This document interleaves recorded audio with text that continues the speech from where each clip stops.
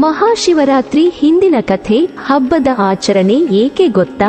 ಹಿಂದೂಗಳ ಪ್ರಮುಖ ಹಬ್ಬಗಳಲ್ಲೊಂದಾದ ಮಹಾಶಿವರಾತ್ರಿ ಆಚರಣೆಗೂ ಹಿನ್ನೆಲೆಯಿದೆ. ಅನೇಕ ಕಥೆಗಳಿವೆ. ಕೈಲಾಸವಾಸಿ ಶಿವನಿಗೆ ಶಿವರಾತ್ರಿ ಅತ್ಯಂತ ಪ್ರಿಯವಾದ ದಿನ. ಶಿವರಾತ್ರಿಯಂದು ತನ್ನನ್ನು ಪೂಜಿಸುವ ಭಕ್ತರಿಗೆ ತಾನು ವಿಶೇಷವಾಗಿ ಅನುಗ್ರಹ ನೀಡುವುದಾಗಿ ಸ್ವತಃ ಶಿವನೇ ಪಾರ್ವತಿಯಲ್ಲಿ ಅರುಹಿದ್ದಾನೆ ಎನ್ನುತ್ತದೆ ಶಿವಪುರಾಣ. ಮಹಾಶಿವರಾತ್ರಿಯಂದು ಬಿಲ್ವಪತ್ರೆಯನ್ನು ಶಿವಲಿಂಗದ ಮೇಲಿಟ್ಟು ಪೂಜಿಸಿದರೆ ಯಾಗ ಮಾಡಿದ ಫಲ ದೊರೆಯುತ್ತದೆ ಎಂದು ಹಿರಿಯರು ಹೇಳುತ್ತಾರೆ. ಅಲ್ಲದೆ ಶಿವರಾತ್ರಿಯ ಆಚರಣೆಗೆ ವೈಜ್ಞಾನಿಕ ಕಾರಣಗಳೂ ಇವೆ.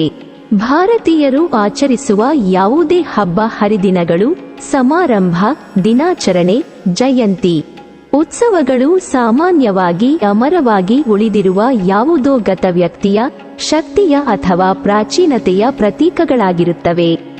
ಹೀಗೆ ಹಿಂದೂಗಳ ಪ್ರಮುಖ ಹಬ್ಬಗಳಲ್ಲೊಂದಾದ ಮಹಾಶಿವರಾತ್ರಿ ಆಚರಣೆಗೂ ಹಿನ್ನೆಲೆಯಿದೆ. ಅನೇಕ ಕಥೆಗಳಿವೆ. ಶಿವನು ಪಾರ್ವತಿ ದೇವಿಯನ್ನು ವಿವಾಹವಾದ ದಿನವಾಗಿ ಶಿವರಾತ್ರಿಯೆಂದು ಹೇಳಲಾಗುತ್ತದೆ. ಅಲ್ಲದೆ ದೇವತೆಗಳು ಹಾಗೂ ಅಸುರರ ನಡುವೆ ಸಮುದ್ರ ಮಂಥನ ನಡೆದು ವಿಷ ಉದ್ಭವವಾದಾಗ ಅದನ್ನು ಶಿವ ಕುಡಿದ. ವಿಷ ಗಂಟಲೊಳಗಿಂದ ಇಳಿಯದಂತೆ ಪಾರ್ವತಿ ಇಡೀ ರಾತ್ರಿ ತಡೆದಳು ಎನ್ನುತ್ತದೆ ಶಿವಪುರಾಣದ ಇನ್ನೊಂದು ಮಹಿಮೆ. ಜತೆಗೆ ಭಗೀರಥನ ತಪಸ್ಸಿಗೆ ಮೆಚ್ಚಿ ಇಳೆಗೆ ಇಳಿದು ಬಂದ ಗಂಗೆಯನ್ನು ಶಿವ ತನ್ನ ಜಡೆಯಲ್ಲಿ ತುಂಬಿಸಿಕೊಂಡಿದ್ದ. ಇದರಿಂದ ವಿಚಲಿತನಾದ ಭಗೀರಥ ಗಂಗೆಯನ್ನು ಭೂಮಿಗೆ ಹರಿಸುವಂತೆ ಶಿವನನ್ನು ಪ್ರಾರ್ಥಿಸಿದ. ಆತನ ಭಕ್ತಿಗೆ ಮೆಚ್ಚಿ ಶಿವ ಗಂಗೆಯನ್ನು ಹರಿಯಬಿಟ್ಟಿದ್ದು ಇದೇ ದಿನ ಎನ್ನುತ್ತದೆ ಪುರಾಣ. ಇನ್ನು ಶಿವನ ಆದಿ ಮತ್ತು ಅಂತ್ಯ ಹುಡುಕಲು ಹೊರಟ ವಿಷ್ಣು ಹಾಗೂ ಬ್ರಹ್ಮನಿಗೆ ಶಿವರಾತ್ರಿಯಂದು ಶಿವಲಿಂಗರೂಪಿಯಾಗಿ ದರ್ಶನ ನೀಡಿದ ಎಂಬುದೂ ಪ್ರತೀತಿ. ಶಿವರಾತ್ರಿ ಆಚರಣೆಯ ಹಿನ್ನೆಲೆ. ಕೈಲಾಸವಾಸಿ ಶಿವನಿಗೆ ಶಿವರಾತ್ರಿ ಅತ್ಯಂತ ಪ್ರಿಯವಾದ ದಿನ. ಶಿವರಾತ್ರಿಯಂದು ತನ್ನನ್ನು ಪೂಜಿಸುವ ಭಕ್ತರಿಗೆ ತಾನು ವಿಶೇಷವಾಗಿ ಅನುಗ್ರಹ ನೀಡುವುದಾಗಿ ಸ್ವತಃ ಶಿವನೇ ಪಾರ್ವತಿಯಲ್ಲಿ ಅರುಹಿದ್ದಾನೆ ಎನ್ನುತ್ತದೆ ಶಿವಪುರಾಣ. ಮಾಘ ಬಹುಳ ಚತುರ್ದಶಿಯ ರಾತ್ರಿಯೇ ಶಿವ ಪಾರ್ವತಿಯನ್ನು ವರಿಸಿದ್ದನಂತೆ. ಹೀಗಾಗಿ ಅಂದು ರಾತ್ರಿ ದೇವಾನುದೇವತೆಗಳೆಲ್ಲರೂ ಜಾಗರಣೆ ಮಾಡಿ ಗಿರಿಜಾ ಕಲ್ಯಾಣ ವೀಕ್ಷಿಸಿ ಶಿವಪಾರ್ವತಿಯರಿಬ್ಬರನ್ನೂ ಪೂಜಿಸಿದರಂತೆ. ಹೀಗಾಗಿಯೇ ಜಾಗರಣೆ ಪದ್ಧತಿ ಆಚರಣೆಗೆ ಬಂದಿದೆ ಎನ್ನಲಾಗುತ್ತದೆ. ಪ್ರತಿ ಸಂವತ್ಸರದಲ್ಲಿ ಶಿಶಿರ ಋತುವಿನ ಮಾಘ ಮಾಸದ ಕೃಷ್ಣ ಪಕ್ಷ ಚತುರ್ದಶಿಯಂದು ರಾತ್ರಿ ವೇಳೆಯಲ್ಲಿ ಶಿವ ಪಾರ್ವತಿ ಜೊತೆಯಲ್ಲಿ ಭೂಮಿಯಲ್ಲಿ ಸಂಚರಿಸುತ್ತಾ ಎಲ್ಲಾ ಸ್ಥಾವರ ಜಂಗಮ ಲಿಂಗಗಳಲ್ಲಿ ಸಂಕ್ರಮಣಗೊಳ್ಳುತ್ತಾನೆ.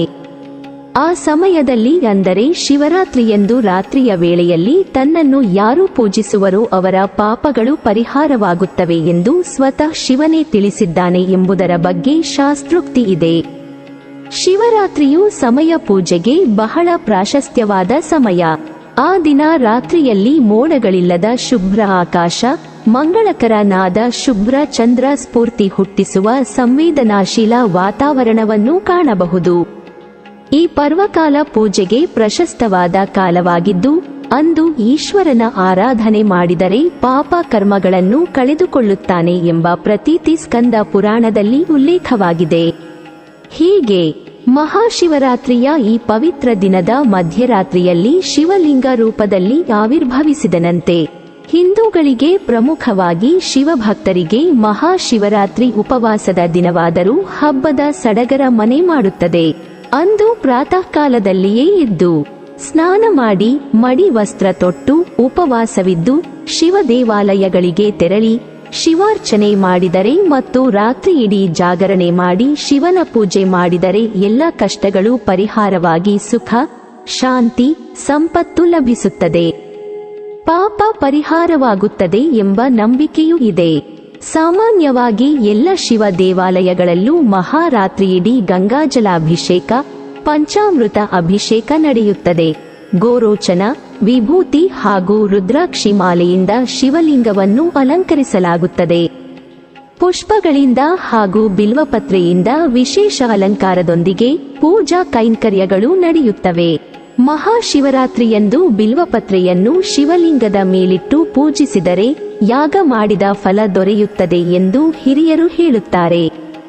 ಶಿವರಾತ್ರಿಯ ಆಚರಣೆಗೆ ವೈಜ್ಞಾನಿಕ ಕಾರಣ. ಅಲ್ಲದೆ ಶಿವರಾತ್ರಿಯ ಆಚರಣೆಗೆ ವೈಜ್ಞಾನಿಕ ಕಾರಣಗಳು ಇವೆ.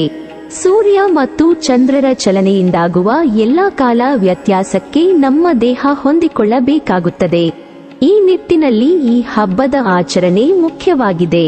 ಈ ಸಮಯದಲ್ಲಿ ಚಳಿಗಾಲವು ಮುಗಿದು ಬೇಸಿಗೆ ಕಾಲವು ಪ್ರಾರಂಭಗೊಳ್ಳುವುದು. ಅಂದರೆ ಈ ದಿನದಂದು ಚಳಿಗಾಲ ಉತ್ತುಂಗದಲ್ಲಿದ್ದು ಕೃಷ್ಣ ಪಕ್ಷದ ಕೊನೆಯ ದಿನವೂ ಆಗಿರುತ್ತದೆ. ಈ ದಿನದಲ್ಲಿ ಸೂರ್ಯನ ಶಾಖ ಕಡಿಮೆಯಾಗಿರುತ್ತದೆ ಮತ್ತು ಚಂದ್ರನ ಪ್ರಕಾಶವು ಕ್ಷೀಣಿಸಿರುತ್ತದೆ. ನಮ್ಮ ಪೂರ್ವಜರು ಇದನ್ನೆಲ್ಲ ಅರಿತೇ ಹಬ್ಬ ಹರಿದಿನಗಳನ್ನು ಆಚರಿಸುತ್ತಿದ್ದರು. ಇನ್ನು ಈ ದಿನದಂದು ನಾವು ಮಾಡುವ ಶಿವನ ಪೂಜೆ, ಉಪವಾಸಗಳು ನಮಗೆ ತುಂಬಾ ಉಪಯುಕ್ತ. ಅಂದು ಪರಶಿವನಿಗೆ ನೀರಿನ ಅಭಿಷೇಕ ಮತ್ತು ಬಿಲ್ವಪತ್ರೆಯ ಪೂಜೆ ಮಾಡುತ್ತೇವೆ. ಬಿಲ್ವಪತ್ರೆಯಲ್ಲಿ ಉಸಿರಾಟದ ತೊಂದರೆ ನಿವಾರಿಸುವ ಗುಣವಿದೆ. ಬಿಲ್ವವನ್ನು ಲಿಂಗದ ಮೇಲೆ ಹಾಕುವಾಗ ಅದರ ವಾಸನೆ ನಮ್ಮ ದೇಹದ ಒಳಗೆ ಹೋಗುವುದು. ಶಿವನ ಲಿಂಗವು ಕಲ್ಲಿನದಾಗಿದ್ದು ಅದರ ಮೇಲೆ ನೀರನ್ನು ಸುರಿಯುವುದರಿಂದ ಬಹಳಷ್ಟು ಶಕ್ತಿ ಹೊರಹೊಮ್ಮುತ್ತದೆ. ಅದೊಂದು ವಿಶಿಷ್ಟ ಕಲ್ಲಿನಿಂದ ಮಾಡಿದ ಲಿಂಗವಾಗಿರುತ್ತದೆ. ಜೊತೆಗೆ ಪೂಜಿಸುವ ದೇಗುಲವನ್ನು ವಾಸ್ತುವಿನ ಪ್ರಕಾರ ಕಟ್ಟಿರುತ್ತಾರೆ. ಈ ಕ್ಷೇತ್ರದಲ್ಲಿ ಹೆಚ್ಚಿನ ಗುರುತ್ವಾಕರ್ಷಣವಿದ್ದು ಅದನ್ನು ಶಿವಶಕ್ತಿಯೆಂದು ಕರೆಯುವರು. ಇಲ್ಲಿ ಮಂತ್ರಗಳನ್ನು ಪಠಿಸುತ್ತಾ ವಿಶಿಷ್ಟ ಕಲ್ಲಿನಿಂದ ಕೆತ್ತಿರುವ ಲಿಂಗಕ್ಕೆ ನೀರಿನ ಅಭಿಷೇಕ ಮಾಡುವುದರಿಂದ ಸುತ್ತಮುತ್ತಲೆಲ್ಲ ಹೆಚ್ಚಿನ ಶಕ್ತಿ ಬರುವುದೆಂಬ ನಂಬಿಕೆ ಇದೆ.